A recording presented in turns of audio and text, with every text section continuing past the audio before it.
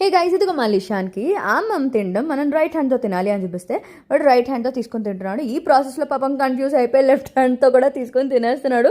నేను వద్దురా అంటే మమ్మీ ఏదో ఒకటి తిన్నివే, పాపం వాడికి సెల్ఫ్గా తినడం అలవాటు అవుతుంది అండ్ వాడి చేతులతో వాడు తింటే కనుక వాడు కూడా చాలా హ్యాపీగా ఫీల్ అవుతాడు, అంటే ఫుడ్ని ఎంజాయ్ చేస్తూ తింటాడు అని చెప్పి మా మమ్మీ అన్నారనమాట.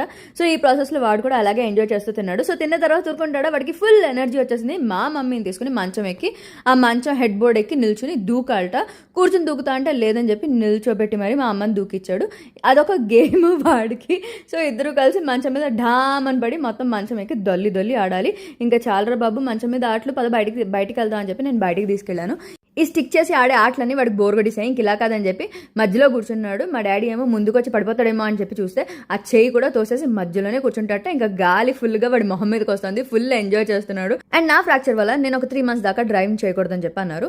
సో ఇదిగో మా లిషా ఎక్కడికైనా బయటకు వెళ్ళాలి అంటే కనుక యాప్లో డ్రైవర్ని బుక్ చేసేసుకుని ఫుల్గా తిరిగేసి వచ్చేస్తున్నాం అనమాట.